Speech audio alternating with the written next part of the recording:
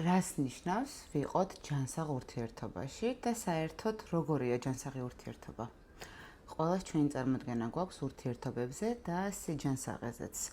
მაგრამ დღეს ვეცდები ვისაუბროთ ჯანსაღი ურთიერთობის ფუნდამენტალურ პრინციპებზე. სულ იქნება 3 პრინციპი, ამ ეპიზოდში განვიხილავთ პირველს. გამარჯობა, მე ვარ მაგდა ბერესტი, ფსიქოანალიტიკოსი და ამ არხზე ვეცდები მაქსიმალურად მარტივი და გასაგები ენით ვისაუბროთ ჩვენს ფსიქიკურ ჯანმრთელობაზე. დღეს ვსაუბრობთ ურთიერთობებზე და პირველი პრინციპი ჟღერს ძალიან ბანალურად.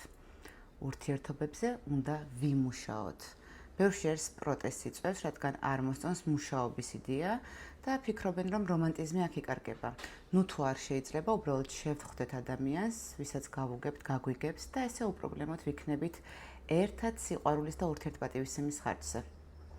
სწორედ ამიტომ ვაპირებ ვისაუბროთ დღეს ზოგად, მაგრამ ძალიან მნიშვნელოვან პრინციპებზე, რომ კარგად ავხსნამ და დაგანახოთ, რას ნიშნავს ურთიერთობაზე მუშაობა. და დღეს ვსაუბრობთ პირველ პრინციპზე, ხო?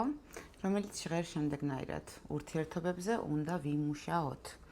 შესაძლებელია თუ არა საერთოდ შევხვდეთ ადამიანს, რომელიც შეგვეფერება, რომელთანაც ურთიერთობას ავაწყობთ დიდი ძალისხმევის გარეშე მარტივად. ასე რომ ვთქვათ, დავინახავთ და მივხვდებით, რომ ის არის და მე ვარ. რომ ჩვენ შორის დამყარდეს ჯანსაღი კონტაქტი ბუნებრივად.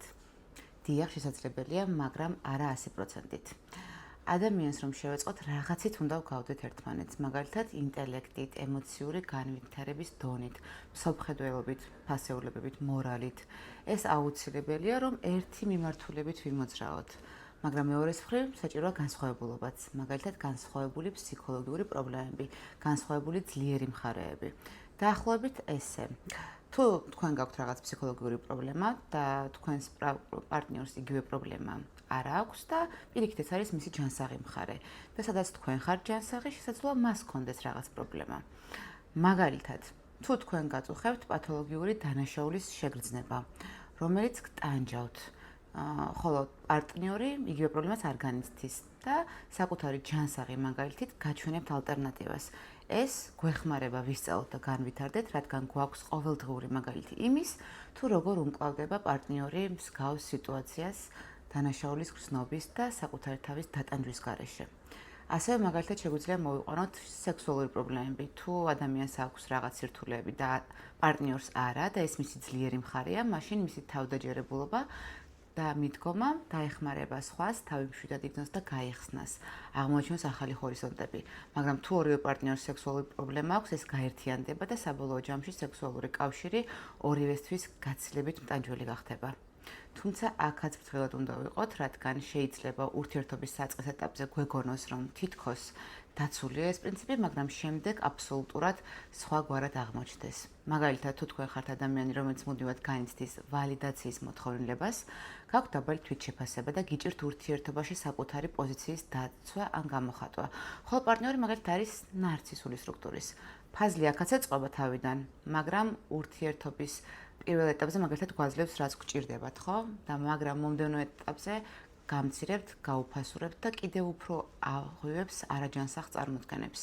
თქვენ კი გაგიჭირდებათ მისგან თავის დაღწევა, რადგან გაქვთ არასაკმარისი თვითშეფასება, დანაშაულის გრძნობა და სხვისი დაკარგვის შიში, რომელიც ამავე ურთიერთობაში კიდევ უფრო მძაფრდება და ძლიერდება. ბევრი სხვა მაგალითს მოყვანა შეგვიძლია პრინციპში და გავიხსენოთ უბრალოდ ჩვენ სანაცნობოში წყვილები, რომლებიც ტოვებენ ჯანსაღ საბეჭდილებას. მაგალითად, ერთი ემოციურია, მეორე პირიქით თავშეკავებული. ერთს პრობლემების მოგვარება უყვარს და შეუძლია, მეორე გაურბის. და რაღაცნაირად დაკომპენსირებენ ხო ერთმანეთს.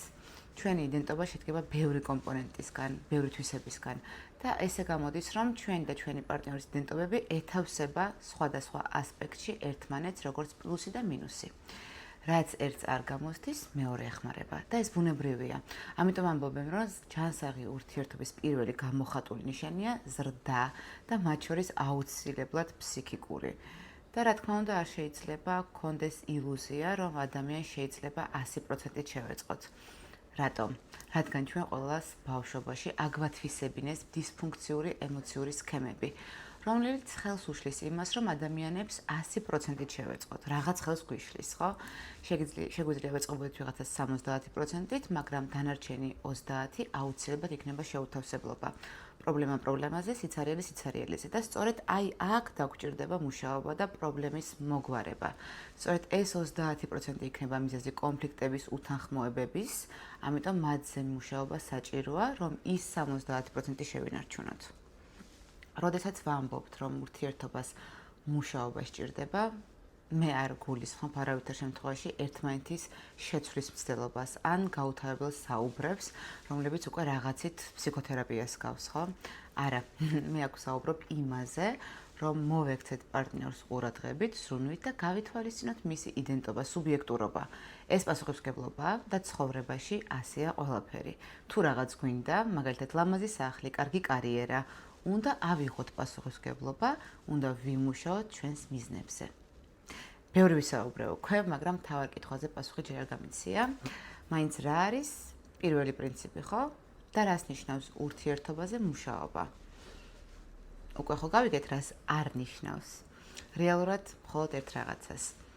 ნახეთ, გამოვხატოთ ჩვენს პარტნიორთან აბსოლუტურად ყველა ემოცია, მაგრამ არა ძალადობრივი ფორმით. და ეს არ არის მარტივი ნამდვილად მეორე ადამიანთან ჯანსაღი კომუნიკაციის გზის პოვნა. და არც ის არის მარტივი, რომ გავეხსნეთ მეორე ადამიანს და ყველა ემოცია გამოვხატოთ მასთან. შესაბამისად, აქ ორივე მხარე გვჭირდება, ხო? ერთის მხრივ გამოხატვა და მეორეს მხრივ მიღება სხვისი გამოხატული ემოციების, რომ არ მოვახდინოთ ამის უარყოფა. მაგალითად, ადამიანი თუ გვეუბნება, რომ ტკივა, რაც გააკეთე, ჩვენ არ უთხრათ, რომ ой, რატო გეტკინა? მე ხო არაფერი გამიკეთებია. ეს არის მისი შეგრძნებების უარყოფა. არამედ მოვუსმინოთ, რატო ტკივა, რა ეწყინა და შემდეგ უკვე ნახოთ, შეგვიძლია თუ არა ჩვენი ქცევის შეცვლა, რომ სხვა ადამიანის კომფორტზე ოდნავ ვიზრუნოთ, თუმცა აქაც დიდი მნიშვნელობა აქვს ჩვენ როგორ ვცვლით ქცევას და ეს ქცევის შეცვლა გამოიწვევს თუ არა ჩვენ შეცვლას. რა თქმა უნდა, თუ ჩვენ ვიცვლებით, ეს არ არის მისაღები, მაგრამ თუ პატარა დაკორექტირებებით შეგვიძლია სხვის გამოხატულ ემოციებს პოზიტიური პასუხი გავსცეთ, მოვისმინოთ, მივიღოთ და რაღაც გავაუმჯობესოთ, მაშინ რატომაც არა. მოდით ვისაუბროთ ჯერ იმაზე, რა არ უნდა იყოს ჯანსაღ ურთიერთობაში. პირველი არის, რა თქმა უნდა, ძალადობა. ეს შეიძლება იყოს გამოხატული კონტროლით, ადამიანის შეცვლის სურვილით, მაგალითად, მომწონს ძალიან ეს ბიჭი, მაგრამ რაღაც აკლია. მოდი ისე ვიზამ, რომ აღარ აკლდეს და იდეალური იყოს ჩემთვის. აი ეს არის ძალადობა. უფრო კონკრეტული მაგალითიც მოვიყვანოთ ხო რეალობიდან. ძალიან კარგი ბიჭია, მაგრამ მოსაწევს ეწევა ყოველ დღე. რა ძალიან არ მომწონს. მაგრამ არ აუშავს. სხვა რაღაცეებში მომწონს, ამიტომ ვიქნები მასთან და თანდათანობით ვეცდები გადავაგდებინო. არ გამოგივათ. ამიტომ თავიდანვე გაანალიზეთ, ვისთან იჭერთ ურთიერთობას და ნუ გექნებათ ილუზია, რომ შეგიძლიათ სხვა ადამიანს შეცვალოთ ის, რაც თქვენთვის მიუღებელია. იმიტომ რომ მხოლოდ თქვენთვის არის ეს მიუღებელი. თუ ურთიერთობის დასაწყისში არ გამოგიხადოთ არანაირი პრეტენზია, რომ ადამიანი ეწევა ან სვამს, ან არის ნაკლებად კომუნიკაბელური და 4 თვის მერე დაიწყებთ ამაზე მუშაობას, არ გგონიათ, რომ ეს უსამართლობა იქნება სხვის მიმართ. თუნდაც გჯეროდეთ, რომ მისთვის ასე სჯობს. მოკლედ დავფიქრდეთ, რამდენად ღირს იმ ადამიანთან ყოფნა და ურთიერთობა, ვინც ალაგ-ალაგ მოგწონს, ალაგ-ალაგ მიუღებელია. და თქვენი აზრები აუცილებლად გამიზიარეთ კომენტარებში. გქონიათ თუ არა ასეთი შემთხვევა, როგორ დასრულდა ეს ყველაფერი, რამდენად გამოგივიდათ. ერთადერთი, სადაც ჩვენ შეგვიძლია სხვა ადამიანის შევცვალოთ, არის ურთიერთობის ასპექტები, რომელიც პირადად ჩვენ გვეხება და ისიც მხოლოდ არაძალადობრივი, არატოქსიკური კომუნიკაციის მეშვეობით. მოუთხოვთ გულახდილად ჩვენ შეგრძნებებზე სხვას და თუ ადამიანს ვუყვარვართ და მისთვის მნიშვნელოვანი ვართ, მას აუცილებლად მოუნდება ჯანსაღ ვარიანტში, რა თქმა უნდა, და ეცდება ჩვენი ემოციური მოთხოვნებების დააკმაყოფილოს. თან არა ისე, რომ თავი შეიცვალოს და დაკარგოს საკუთარი თავი, არამედ დააკორექტიროს ქცევა. მაგრამ გლობალურად ადამიანის ბუნებას, ხო ვიცით, რომ ვერასდროს შევცვლით, მეორე ეს არის კრიტიკა და ჩავშალოთ უფრო. ძალიან ხშირად გვინახავს ურთიერთობები, როდესაც ერთი პარტნიორი აკრიტიკებს მეორეს დაუსრულებლად. მაგალითად, საშინლად მოუწესრიგებელი ხარ, რა ზარმაცი ხარ, ცოტა აზზე უნდა მოხვიდე. ან რამდენს ეწევი საშინლის უნი აგდის ხოლმე. ჯანსაღ ურთიერთობაში გზავს კრიტიკა არ შეგხვდებათ, რადგან ადამიანი შეგვიძლია გავაკრიტიკოთ ორ შემთხვევაში, ხო? როცა ის ამას გთხოვს და ამ შემთხვევაში კრიტიკა უნდა იყოს კონსტრუქციული და ლოგიკური. და მეორე, როცა მისი ქცევა პირდაპირ ჩვენ გვაზიანებს. სხვა დანარჩენ შემთხვევაში კრიტიკა მაგალითად არ მომწონს შენი ვარცხნობა შეიცვალე, არ მომწონს ამ ქვედაწელის სიგრძე, დააგრძელე, ნუ ხარ ხშირად მეგობრებთან, ნუ ერთობი, არის დაუშვებელი და უბრალოდ მიუღებელი. და ხანდახან ადამიანს სწორედ იმ თვისებებს გამოვირჩევთ, რის გამოც შემდეგ ვაკრიტიკებთ. მაგალითად, მოგვეწონა ვიღაც კომუნიკაბელური და შემდეგ ვეუბნებით, რომ სხვებთან ხშირად არ იყოს. ესე არ გამოვა, ხო? და რაც შეეხება ძალადობრივ კრიტიკას, ყვირილის შერცხვენა, შეურაცხყოფელი სიტყვები, ეს რა თქმა უნდა უბრალოდ დაუშვებელია და არ ვსაუბრობ ფიზიკურ, სექსუალურ და ეკონომიკურ ძალადობაზე, რადგან ასევე ესეც დაუშვებელია და არა ჯანსაღი. ეკონომიკური ძალადობა მაგალითად, როცა ერთი მუშაობს, მეორე არა, ჩაგრავს, აკონტროლებს ამით მას, რადგან თვითონ შემოაქვს ფული ოჯახში, რაღაცები მან უნდა გადაწყვიტოს. ანუ ფულით ცდილობს კონტროლის მოპოვებას ურთიერთობაში. არა ჯანსაღია. პირველი ორი კრიტერიუმი, რაც არ უნდა იყოს, ანუ ჯანსაღ ურთიერთობაში, ეს არის ძალადობა და კრიტიკა. და რა არის ზოგადად ინდიკატორი იმის, რომ ძალადობას აქვს ადგილი ურთიერთობაში. ნახეთ, თუ ერთი პარტნიორი ქრონიკულად, რეგულარულად, სტაბილურად განიცდის დანაშაულის გრძნობას, სირცხვილს, შიშს, გრძნობს თავს მარტოსულად, რომ მას ვერ უგებენ, არ უსმენენ. და შეიძლება ადამიანი ამ გრძნობებს განიცდიდეს საკუთარი ფსიქოლოგიური პრობლემების გამო, საკუთარი გამოცდილების გამო, ბავშვების ტრამვების გამო კი შეიძლება, მაგრამ როდესაც ურთიერთობა ჯანმრთელია, ადამიანის ესმის უგებენ თავს დაცულად გრძნობს, მაშინ ეს ნეგატიური შეგრძნებები იკლებს. ხოლო თუ ნეგატიური შეგრძნებები ძლიერდება და წყლობით გრძელდება ხანდახან და პარტნიორის ზემოქმედება არანაირ კარგ გავლენას არ ახდენს და თქვენი მდგომარეობა უარესდება, ეს ნიშნავს, რომ ის პირიქით ამყარებს ამ ნეგატიურ შეგრძნებებს და შესაბამისად იყენებს ამ მდგომარეობას სათავისოდ, ხო? და მესამე, რაც არ უნდა იყოს ურთიერთობაში, ეს არის უგულებელყოფა. და რას ნიშნავს ეს? როდესაც არ არის ზრუნვა, მხარდაჭერა, ინტერესი. აი თუ გქონიათ ურთიერთობა, როდესაც ემოციურად გრძნობთ, რომ ადამიანთან თვეებია ხართ, წლებიც ხანდახან, მაგრამ მაინც ვერ ხართ მასთან გულახდილი, გახსნილი. რაღაც თავს მაინც ფორმალურად გრძნობთ, ბოლომდე ვერ მიდიხართ. ან როდესაც რაღაც მოთხოვნებებს იკმაყოფილებთ, მაგალითად მოწყენი ხართ, კინოში მიდიხართ, ცეკვა გინდათ კლუბში, სექსი გინდათ გააქვთ, მაგრამ უფრო ღრმად არ შედიხართ ურთიერთობაში. ანუ არ ფიქრობთ მასზე, მის ბედზე, მის განწყობაზე, არ გსურთ უკეთესი გამოცდილება მისცეთ, დაეხმაროთ, თავი კარგად აგრძნობინოთ. ან თქვენ გრძნობთ, რომ მას არ სურს ეს. ეს არის დისტანცია ურთიერთობაში, ხო? და რომ შემოვაჭამოთ სამი რამ, რაც არ უნდა იყოს ჯანსაღ ურთიერთობაში, ეს არის ძალადობა, კრიტიკა და უგულებელყოფა სხვისი ემოციების, სხვისი სუბიექტურობის. როცა გვაქვს შეგრძნება, რომ რაღაც ისე ვერ არის, განვიცდით დანაშაულის გრძნობას, სირცხვილის გრძნობას, არასაკმარისობის გრძნობას და კიდევ გრძნობთ, რომ ჩვენი ემოციები, ჩვენი თვალით დანახული სამყარო, ჩვენი მორალი და ჩვენი პრინციპები სხვა ადამიანისთვის არ არის საინტერესო და როცა არ გვაქვს შეგრძნება, რომ ჩვენზე ზრუნავენ.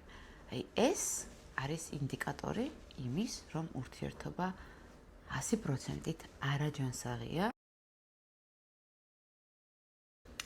ახლა განვიხილოთ ის, რა უნდა იყოს ჯანსაღ ურთიერთობაში. ზრუნვა, ყურადღება, მხარდაჭერა, ემპათია, ინტერესი. და სხვადასხვა ადამიანი, რა თქმა უნდა, ამ ყველაფერს სხვადასხვანაირად ავლენს. ზოგისთვის არის საჭმის მომზადება, ზოგისთვის ფილმების ყურება ერთად, ზოგისთვის საუბარი. მაგრამ პრინციპი ერთია. როდესაც პარტნიორი მოწყენილია, ან დაბალი თვითშეფასების ეპიზოდი აქვს, ან სტკივა, იტანჯება, გაბრაზებულია, უბედურია, ან რაღაც არ მოსწონს უბრალოდ, ჩვენ გამოვხატავთ მაქსიმალურ მზაობას, ენერგიის, ძალის, დროის, ინვესტირების. და გვაქვს დიდი სურვილი, რომ ჩვენი პარტნიორის მდგომარეობა გაუმჯობესდეს, რომ იყოს კარგად და მშვიდად, იგრძნოს, რომ უყვართ და მისთ არიან დაინტერესებულნი. ასევე საჭირო და აუცილებელია ქრონიკული, სტაბილური, მუდმივი გაოცების გრძნობის არსებობა. ანუ რას გულისხმობ, როდესაც ადამიანი ჩვენ გვაქვს რაღაც ფსიქოლოგიური პრობლემა და პარტნიორს არ აქვს. და შემდეგ რაღაც სიტუაციებში იქცევა ჩვენგან განსხვავებულად, აბსოლუტურად უფრო ჯანსაღად და ჩვენ ვოცდებით, ვაუ, ასეთ შეიძლებოდა? მაგალითად, რომ მოვიყვანოთ, ერთი ადამიანი მარტივად ნებდება, მეორე მარტივად უმკლავდება პრობლემებს თანდათანობით, დაინახავს, რომ მოგვარების გზები არსებობს და გააოცებს ეს მომენტი. სწორედ ეს არის განვითარება, ახლის გაგება, გაზრდა. ორივე პარტნიორი ასე იზრდება ურთიერთობის მეშვეობით და ფსიქიკის განვითარებაც ამ ურთიერთობის საფუძველზე ხდება. ახალი ჯანმრთელი პატერნების ათვისებით. და ზოგადად ჩვენი ფსიქიკა ბავშვობიდან, დაბადებიდან ვითარდება სხვა ადამიანებთან ურთიერთობით. ჯერ ეს არის მშობლები, შემდეგ სკოლა, მეგობრები, პარტნიორები და ესე შემდეგ, ხო? მაგალითად, მქონდა რაღაც ცუდი გამოცდილება ბავშვობაში. მაგალითად, მშობლები სულ გვაკრიტიკებდნენ. ამიტომ სულ აქვს ადამიანს მოლოდინი კრიტიკის, ვერ ბედავს გახსნას. თუმცა სხვა ადამიანთან ურთიერთობისას თუ ის აძლევს სიმშვიდეს, უსმენს, იღებს, თანთანობით ახალი გამოცდილება ცვლის ძველს. ანუ ქცევის პატერნიც იცვლება უკეთესობისკენ და მტკიცდება შემდეგ, თუ სტაბილურად ხდება ეს. იმიტომ რომ ადამიანს უკვე აქვს შეგრძნება, რომ ამ ურთიერთობაში მოусმინეს. ერთხელ შეიძლება დაუჯერებელი იყო და გაოცდა, მეორეჯერ, მესამეჯერ, 10ჯერ, 100ჯერ და უკვე მის ქცევაშიც რაღაცა იცვლება, ხდება უფრო თავდაჯერებული. ასევე აუცილებელია აღფრთოვანება და მადლიერებაც. სიხარულის სიყვარული, ნებისმიერი პოზიტიური გრძნობა, ინტერესი გამოიხატება ამ ორი ფორმით, ხო? აღფრთოვანება, რომელიც გვეხმარება ჩვენ ადამიანებს მოვიშოროთ დაბალი თვითშეფასება, სირცხვილის გრძნობა და მადლიერება, რომელიც რას ეგვეხმარება, რომ დანაშაულის გრძნობა დაუძლიოთ. მაგალითად, რა ლამაზი ხარ, რა ჭკვიანი ხარ, მიყვარს შენთან საუბარი, როგორ კარგად გამოგდის რაღაც. და მადლობა, რომ ჩემთან ერთად გაატარე ეს საღამო, მადლობა, რომ ასეთი გემრიელი საუზმე მომიმზადე, მადლობა, რომ გამიზიარე, რომ ჩევა მომეცი, რომ ჩემზე იფიქრე, მადლობა, რომ ამ პრობლემიდან გამოსავალი იპოვე. ეს საქმეები მოაგვარე. ანუ რა არის აღფრთოვანება და მადლობა? მადლობა არის, როდესაც მადლობას ვუხდით მათი საქციელის გამო. ვაფასებთ ამ საქციელს და ხვდებით, რომ ჩვენს მნიშვნელოვანია. აღფრთოვანება რა არის? ხედავთ ადამიანში კარგ თვისებებს, რომ რის გამოც გვიყვარს და ვეუბნებით ამას, ვანახებთ საკუთარ კარგ და მშვენიერ მხარეებს. არ ვუმალავთ. მაგალითად, თუ ადამიანს აქვს კარგი თვისება, რომ დაგვიჭიროს მხარი, გვესაუბროს და ჩვენ ამაზე არაფერს არ ვეუბნებით, არ ვუხდით მადლობას. ესე იგი, რაღაც ჩვეულებრივია ის, რაც ძალიან კარგია რეალურად. რატო ვუმალავთ მაშინ? ხო სჯობს, რომ ვუთხრათ. და ჯანსაღი ურთიერთობის ინდიკატორები არის ამ პოზიტიური ემოციების სიხშირე. კიდევ არის ერთი გრძნობა, რომელიც არის ძალიან სპეციფიკური და ეს არის სინაზე. განსაკუთრებულად ნაზი გრძნობების განცდა. ეს არის გრძნობა, როცა ადამიანი ძალიან მოგწონს, რაღაცნაირად რბილდებით, ნაზდებით და გვიჩნდება სურვილი გავცეთ, ვაჩუქოთ, მოუაროთ. და ეს ძალიან მნიშვნელოვანი გრძნობა ადამიანის ფსიქიკური განვითარებისთვის. ანუ როცა სხვა გრძნობს, რომ თქვენ გაქვთ მის მიმართ სინაზე და ეს ნაზიგრძნობები, რომ სხვა გვიფრთხილდება და ეს გვეხმარება წავიდეთ წინ და განვითარდეთ. აი ბავშვებიც ესე ვითარდებიან, ხო, რომ გრძნობენ, რომ მშობლები მასე ზრუნავენ, აქვთ სინაზე, უფრთხილდებიან. ჩვენ ამ დროს ვიხსნებით, როგორც სულიად, ისე ფსიქიკურად და აღარ ვართ ჩაკეტილები ჩვენს პრობლემებში აღარ გვეშინია. დღეისათვის სულ ეს იყო და დღეს ჩვენ განვიხილეთ პირველი პრინციპი მხოლოდ, რაც არის ურთიერთობაზე მუშაობა, რომ საჭიროა. და ყველა ემოციის გამოხატვა არა ძალადობრივი ფორმით. აი ეს არის ურთიერთობებზე მუშაობა. თუ თქვენთვის საინტერესოა ეს თემა და გსურთ რომ გავაგრძელო მეორე და მესამე პრინციპზე საუბარი, მაშინ დამიწერეთ კომენტარებში და ასევე მაინტერესებს თქვენთვის რომელი პრინციპებია მნიშვნელოვანი ჯანსაღი ურთიერთობისთვის. რა თქმა უნდა, არ დაგავიწყეთ ჩემი არხის გამოწერა მეტი კონტენტისთვის და ამ ეპიზოდის მოწონება უბრალოდ ჩემი გამხნევებისთვის. ნახვამდის.